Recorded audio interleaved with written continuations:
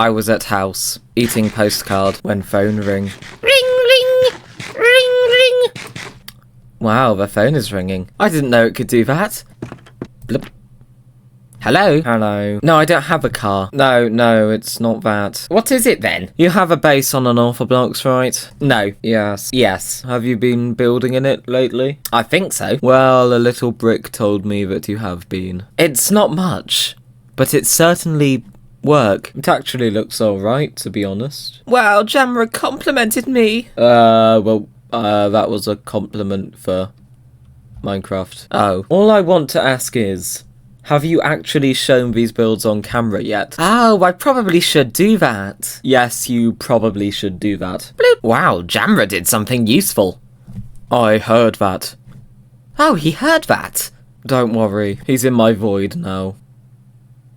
Hello doo there, my name is JampottBong, and welcome back to another episode of Unorthoblocks Season 3. This is episode 85.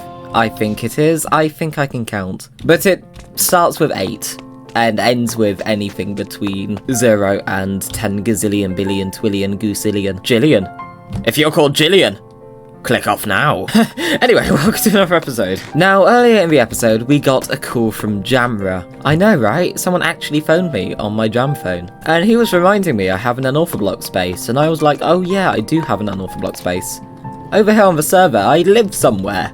Which is nice. And like, you're probably sick of hearing me saying this in episodes where I show off builds, but I don't like doing time lapses much. So quite often I'll have a build planned, I'll just build it and then forget to integrate it into an episode.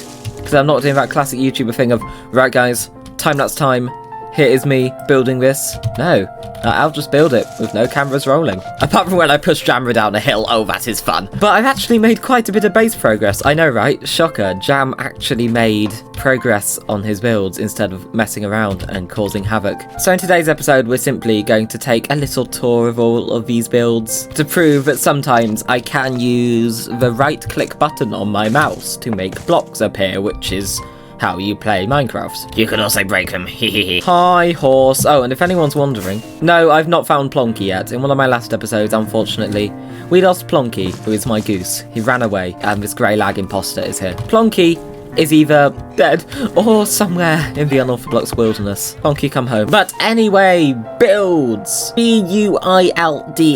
That spells Unorthoblocks. So we're going to start over here at the apparent Jampottbong Park. Yes, it has a fancy sign. So I had this big flat patch of land here next to my goose house. And I was like, what can I put here? But I thought, my base is kind of becoming a bit of a tourist attraction. You know, we've got Stonehenge, we've got some lovely seaside views of tree. So let's create a location to accommodate those tourists. Ironically, I did take away the tourist geese because they were obscuring builds. They've gone back home. But I've built the Jampottbong Park, and honestly, this must be the best pun of all time. Humour has peaked. Comedians are losing their jobs. Sorry. Yep, sign Jammingham's Jampottbong Park. It exists and is cool. And it all starts with this beach down here. I'm really happy with how this came along. This is a Jammingham beach. It's a very exciting beach that the tourists have come to visit. Swimming, not advised, and there was a life ring. So swimming's not advised, we're just going to swim. Oh yeah, I seem to have an issue with my wakes mod at the moment, which is a mod that adds a little swishy water particles. I need to work out why this is happening, but water's invisible when I walk through it, which means I'm getting hired by a lot of scuba diving companies. But also it's a problem I need to look into off camera, so I'll probably just reinstall the mod or look at the settings. But anyway, beach. I like this gradient, came out nicely. This is the all-important dog waste bin. Starting over here, we actually have the public footpath, and you go down here past the Jampottbong Park. You get to the beach, you can just like take a nice walk past the beach, you know, very nice. Oh, I do love to be beside the seaside. I can certainly see the side. Anyway, Jampovans, we've got a mix of Jampovans, caravans, there's not really a pun there, and RVs. If you're called Harvey, click off. This is the first one. You may recognize this car. It is that car, just built out of actual blocks that have hitboxes. You can't just fade through. This is like the common car type in Jammingham, I guess. This is a blue RV. There's nothing in it. In fact, there's no floor, so this isn't going to get very far. But within the lore of Jammingham, this guy's driven very, very far. He came from over there. I know, right? Mad. We also got this even bluer RV. I think this is my favourite. Very detailed. I don't really design vehicles much, but I'm quite happy with how this came out. And this one kind of has things inside, and by that I mean the blocks I used to build these. And an ender chest. Wow. And then this final one is kind of a moving house. Like it's got a little slopey roof. It's really check it out. I used fletching tables. They have a use. Finally, isn't that amazing? Inside here, we don't have anything yet, but it actually has a floor. But this one isn't really designed to move. So it's kind of been parked and a little to create a fire pit thingy with an overhang. I'm doing a really bad job at explaining things, but look, there's a cooler. Isn't that amazing? I'm gonna cool some things because they're really cool. You can sit down here with Dak. That was a Dak who was over in the vinery that we saw a previous episode. I moved him over here. And look at that. Smoked salmon. It's a submarine hubbed. And then we get to the most important part. This right here is the gift shop. If you come down the car park here, where there aren't actually any cars, you'll get to the gift shop, where the gifts include a dirt block. Yeah, it hasn't got an interior yet. That's going to be quite a common theme with this episode. I need to get around to that eventually, because I have got some cool ideas involved. Surprise, surprise. Custom models. Yay. So that's the Jampottbong park. Came out very nice. My base is a tourist trap. I'm not sure how to feel. But there are definitely other reasons for it to be a tourist trap, because we, over here, by we I mean me, mwahaha, have started working on the seaside town. So I have plans for once, and I think it's about time I actually talked about my vision. Here, where I've marked out some clear walls, is going to be a little seafront seaside town. I want to build a classic British seafront row with all the stuff you'd need, like a fish and chip shop.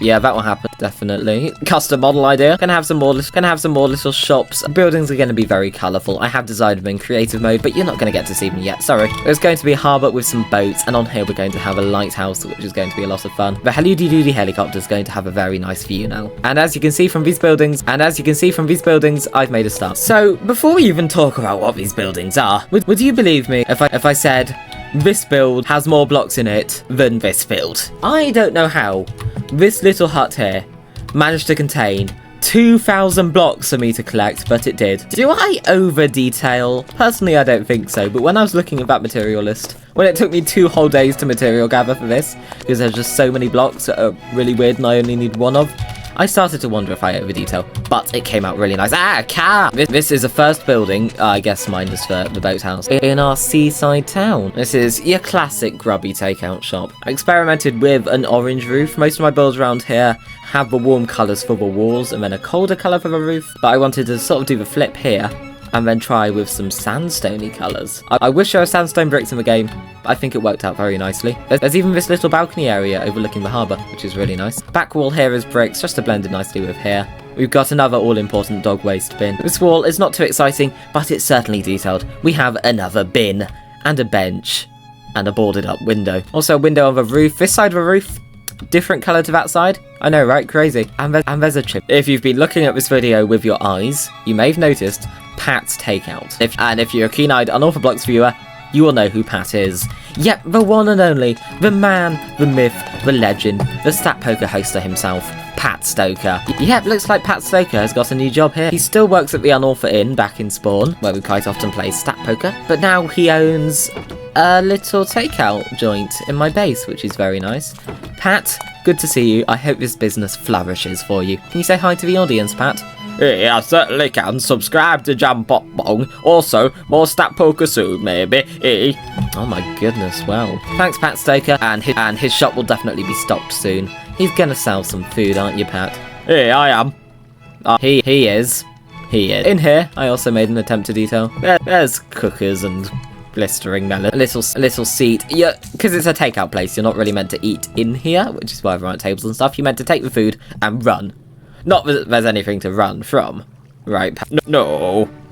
My moustache isn't that big. Also, you can walk out onto a balcony here and think, ah, yes, salmon. And of course, if you don't even want to go into the shop to order, you can just walk along here, bang at the window and be like, hey, Pat, I'd like to consume something. And he'll be like, hey. And then you'll consume something.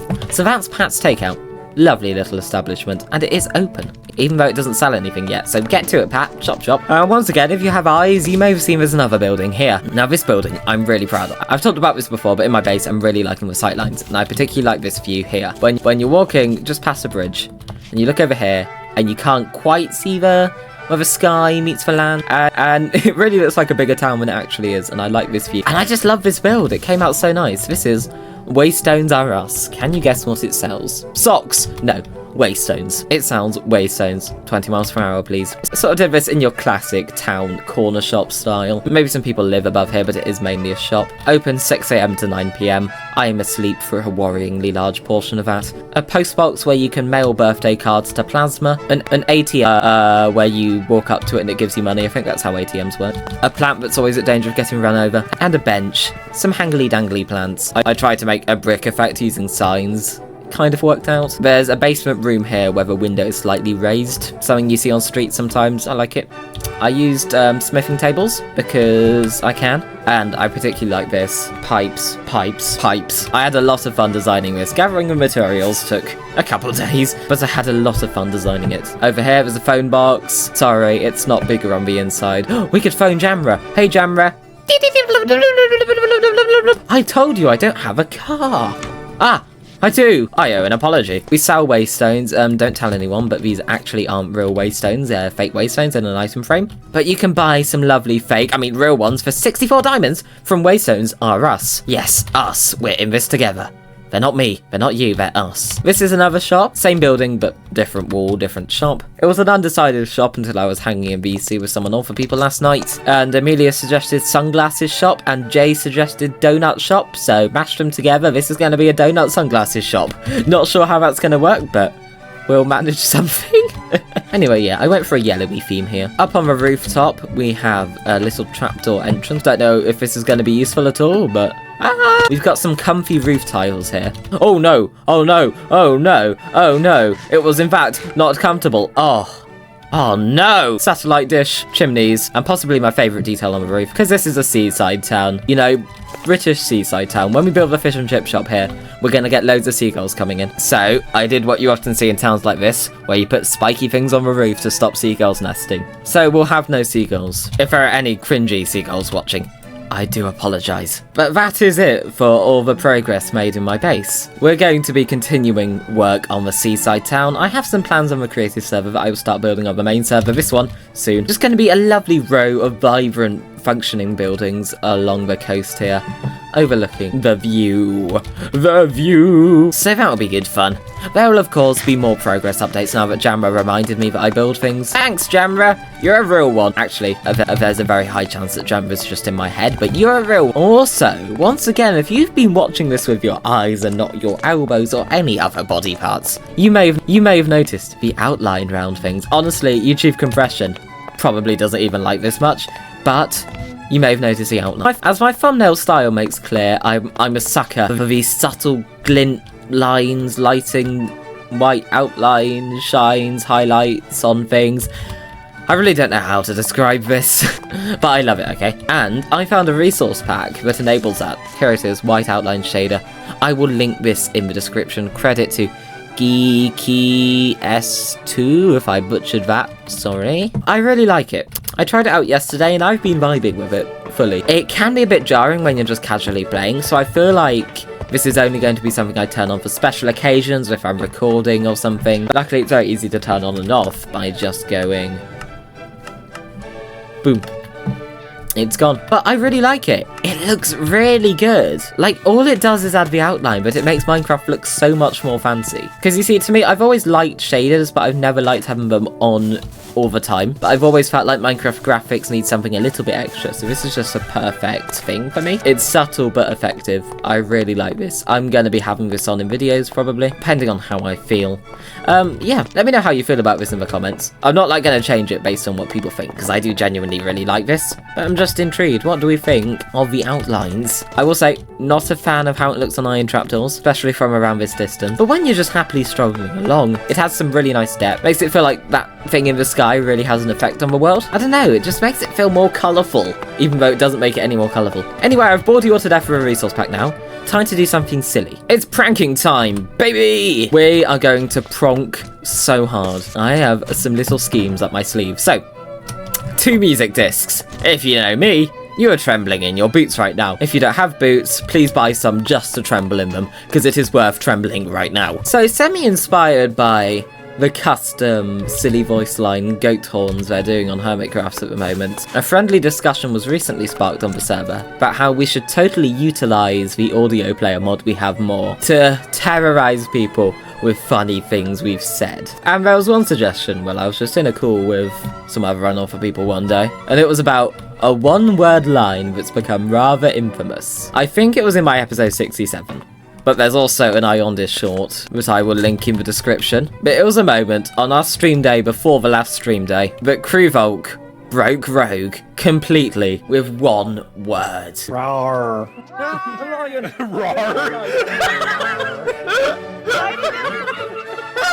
He was absolutely dying. I don't know what happened, but he had to end stream because of this. He just couldn't go on any longer. Roar. Yeah, he just said rah. A very beautifully unenthusiastic rah.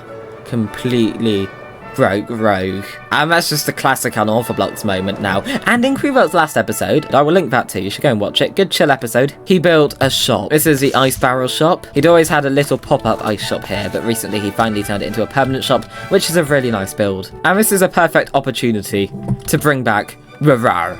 Let's find a jukebox real quick. Probably gonna accidentally breed some allays with this or something. Oh, there's one allay left. What happened? Okay, get ready. Roar. Roar. 2 discs would just go rar. That is Crewvolk with his beautiful rar. He is a lion. He asked for these lions. And we're going to rig it so that when someone enters his shop, it plays that sound. So you'd just be off to buy some ice and you'd walk in and you'd hear, oh. Oh wait, oh no. Yeah, I didn't account for that. I think those trapdoors are meant to be... Oh no, I've broken that. Yeah, I don't think those trapdoors are meant to be that way. Oh no, of course I've broken something. Oh, Crewvolk, I'm sorry. Okay, we've got some powdered snow to fix, because I don't want to actually break anything for this harmless prank. So off camera later, I promise I will fix this powdered snow. Take some cauldrons to a mountain, AFK for a little bit. That should be easy, no worries, crew. How do we rig this then? Maybe when you open a barrel of compressed ice, we can very easily hide something behind here. It sets off a jukebox machine that plays the rawr. Also, if you're wondering why I have a second one, we'll get to that after this. There's someone else who may love to hear a crew rawr. Am I about to turn one of my debt diamonds into a jukebox? Actually, I'll need 2. Yeah, sorry, Rogue. Oh no. But it must be done, this is important. It is raring time, because everyone asked for this lion. Okay, let's craft 2 jukeboxes, nice. 2 droppers have been acquired. I think now I just need observers and repeaters. If your name is Peter, click off now. You can tell this is getting serious, because I put my sunglasses on. I look very cool. What's even cooler is a data pack where we can turn block of quartz into quartz. Isn't that amazing? That always saves so much trouble. I love it. And with a bit of cobbly-bobbly stone, we can just go doink. Boom. Let's get pranking, finally. Maybe this is why I don't do redstone. I'm just so bad at crafting the things you need. Right. We're going to... My pickaxe doesn't have silk touch. Oh, I may need to enchant that. If you can't tell, I die and lose my stuff a lot. Going to gently break this. This is all just solid mountain, I think, so hopefully we're not going to break into it. And while all these barrels pretty much have the same thing in them, this barrel is the one most central, so I feel like that's what people are going to go for. Time to rig this. Okay, opening that does set it off. Nice. But then we want our jukebox machine. So now, moment of truth. Roar. Roar. Yes! Buying ice creates a roar. Oh, I love it. Crewvolk is going to get a surprise, or just anyone buying ice is going to get a surprise. And nothing of worth has been destroyed, so that is good. Right, now to do the same at Rogue's base, because he just needs it.